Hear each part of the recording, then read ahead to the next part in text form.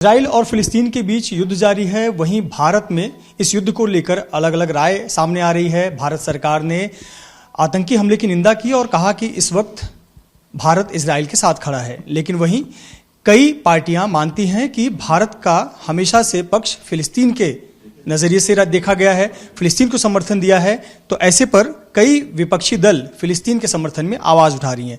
हमारे साथ एनसीपी के राष्ट्रीय प्रवक्ता सर हैं। सर, सबसे पहले तो आप एनसीपी का स्टैंड, सिद्दीकी सर, हमें बताएं कि एनसीपी का स्टैंड इस मामले पे क्या है। देखिए, एनसीपी का स्टैंड बहुत ही क्लियर है। हम लोग जो देश की पॉलिसी रही है, फॉरेन पॉलिसी रही है, आज से नहीं, देश की आज़ादी में नेहरू जी से लेकर अटल बिहारी वाजपेयी जी से लेकर मनमोहन सिंह जी तक और इंदिरा जी तक जो रही है कि हम हमेशा फिलिस्तीन के दोस्त रहे हैं, फिलिस्तीन के साथ खड़े हैं। आज भी राष्ट्रवादी कांग्रेस पार्टी बिना झिझक पूरी तरीके से फिलिस्तीन के मजलूमों के साथ और फिलिस्तीन के साथ खड़ी है। भारत सरकार ने जो स्टैंड लिया है, जिस दिन हमला हुआ उस दिन भारत सरकार ने जो ट्वीट करके पीएम मोदी ने कहा कि जो ये आतंकवादी कृत्य है और ऐसे समय पर भारत इजराइल के साथ खड़ा है। देखिए, मैं एक चीज़ स्पष्ट कर देना चाहता हूँ। मुझे पता नहीं मोदी जी ने क्यों इस प्रकार का ट्वीट किया है, क्योंकि 7 तारीख को हमास ने इजराइल पे हमला किया। उन्होंने जो अटल बिहारी वाजपेयी जी ने की जो पॉलिसी थी, जो देश की पॉलिसी थी, उससे विरुद्ध जाकर उन्होंने इजराइल के साथ खड़े होने का काम किया। मुझे लगता है शायद मोदी जी के सामने कोई राजनीतिक कैलेंडर रहा होगा, 2024 का लोकसभा का चुनाव रहा होगा। उनको लगता है कि इजराइल के समर्थन करने से देश में लोकसभा के चुनाव में उनको कोई जो है पोलराइजेशन होगा और उसका लाभ हो सकेगा। ऐसा नहीं है। और जब दुनिया में भारत की बदनामी हुई, दुनिया में भारत के नज़रिए की बदनामी हुई, प्रधानमंत्री ने जो कहा उसके ऊपर जब क्रिटिसिज्म हुआ, तो स्वयं प्रधानमंत्री जी के प्रधानमंत्रित्व में चलने वाला विदेश मंत्रालय, उसने 2 दिनों के बाद ही स्टैंड बदल कर कहा कि हम फिलिस्तीन के साथ खड़े हैं। तो इसके लिए प्रधानमंत्री को देश के लोगों से माफी मांगनी चाहिए कि उन्होंने देश की पॉलिसी के, देश के जो विदेश नीति है उसके खिलाफ जाकर बोला। देश का नाम पूरी दुनिया में बदनाम हुआ, हिंदुस्तान का, भारत का नाम बदनाम हुआ और बाद में देश में उन्हीं का जो मंत्रालय है, विदेश मंत्रालय जो है, उसको अपना स्टैंड क्लियर करना पड़ा। तो इसलिए प्रधानमंत्री को, देश के लोगों को उन्होंने गुमराह किया, उन्होंने राजनीति की, इसमें राजनीति चश्मे से इस युद्ध को देखने का काम किया। इसके लिए उन्होंने देश के लोगों से माफी मांगने की आवश्यकता। आपको नहीं लगता कि बहुत डिप्लोमेटिक लाइन पर वो ट्वीट की गई थी? ना ही इजराइल के पक्ष में खुलकर किया गया, ना ही फिलिस्तीन के खिलाफ किया गया। आतंकवादी हमले का विरोध किया गया और इस दुख की घड़ी में इजराइल का साथ दिया गया। कहीं पे फिलिस्तीन का नाम का जिक्र नहीं किया। तो आप नहीं मानते डिप्लोमेटिक लाइन पर चल रहे हैं?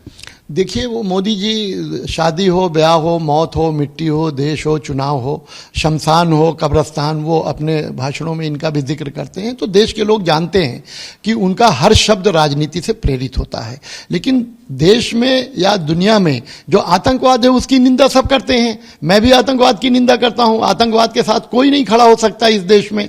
लेकिन यह भी देखने की आवश्यकता है कि अपनी होमलैंड के लिए लड़ने वाले लोगों को, वीरों को, अपनी होमलैंड की रक्षा के लिए अगर कोई युद्ध छेड़ता है तो वो आतंकवाद की श्रेणी में आएगा या होमलैंड को आज़ाद कराने की श्रेणी में आएगा। जिस प्रकार से हमारे देश में भी अंग्रेजों से आज़ादी के लिए हजारों लोग लड़े, मैं नाम नहीं लेता हूं, उनको आप क्या कहेंगे? ये आतंकवाद नहीं है, ये देश प्रेम है और अपने देश की रक्षा करना हर नागरिक का काम होता है। हमास क्या है आपके लिए? आतंकवादी संगठन नहीं है?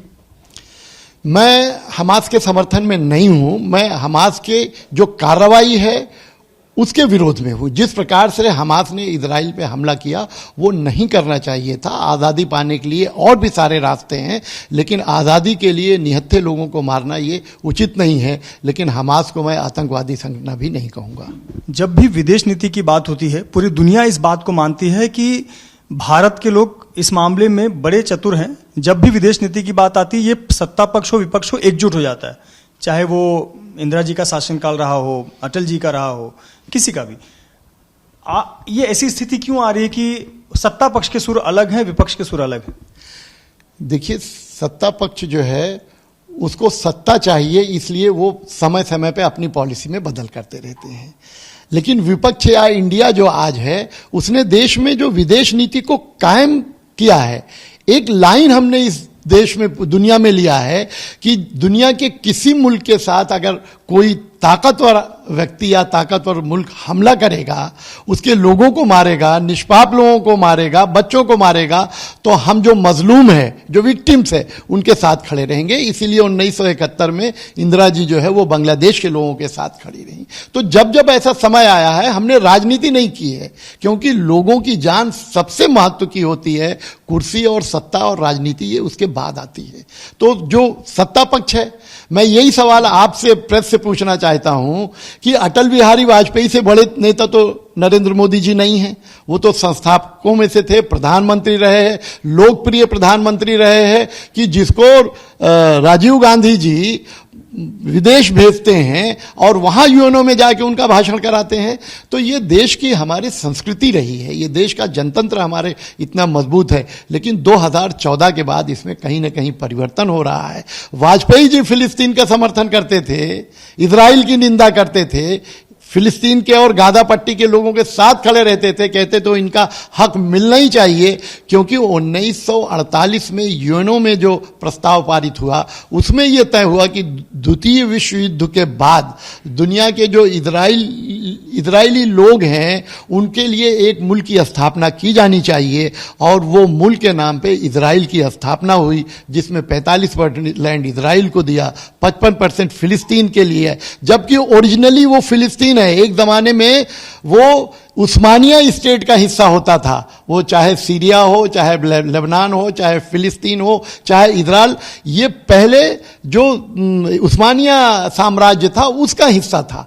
तो वहां कोई इजरायलियों का पहले से कब्जा नहीं था। लेकिन द्वितीय विश्व युद्ध के बाद इजराइल, पूरी दुनिया के इजराइल के लोगों की मांग हुई कि हमारे लिए एक मुल्क बनाने की आवश्यकता है, इसलिए वो मुल्क फिलिस्तीन की लैंड पे यूएनओ ने प्रस्ताव किया और उसको फिलिस्तीन ने माना।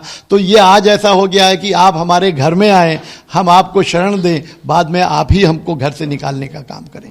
मेरा आखिरी सवाल, आपने कहा कि सत्ता पक्ष सत्ता में बने रहना चाहते हैं, इसलिए ऐसा स्टैंड लिया, तो आप मान रहे 2024 में ये इलेक्शन होगा कि इजराइल और फिलिस्तीन का मुद्दा भारत का सत्ता पक्ष तय करेगा? देखिए, देश के लोग बहुत होशियार हैं। पिछले 4 राज्यों के चुनाव में आपने देखा कि उन्होंने मोदी जी को उखाड़ फेंका। आज देश के 25-26 राज्यों में अगर हम देख लें तो 18-20 राज्यों में बीजेपी और मोदी जी नहीं हैं। लेकिन 1-2 राज्यों के चलते, उत्तर प्रदेश और पिछली बार नीतीश जी उनके साथ थे, इसलिए बिहार वगैरह की मदद से वो दिल्ली में बैठे हुए हैं। लेकिन 2024 में राजनीतिक नक्शा बदलने वाला है। मोदी जी कितनी भी चालें चल लें, इस बार दिल्ली की सत्ता उनके हाथ से जाने वाली है, और इंडिया जो है, इंडिया की जय होगी, भारत माता की जय होगी और इंडिया की जय होगी। बहुत शुक्रिया हमसे बात करने के लिए। नसीम सिद्दीकी जी, एनसीपी के राष्ट्रीय प्रवक्ता, जिनका कहना है कि हमास के कृत्य का समर्थन नहीं किया जा सकता है, लेकिन भारत की नीति हमेशा फिलिस्तीन के पक्ष में रही है और इस नीति में कोई बदलाव नहीं होना चाहिए। साथ ही साथ भारत के तमाम राजनीतिक दलों ने अपना समर्थन फिलिस्तीन के पक्ष में ही दिया है। कैमरामैन अनिल पवार के साथ मृत्युंजय सिंह, एबीपी न्यूज, मुंबई।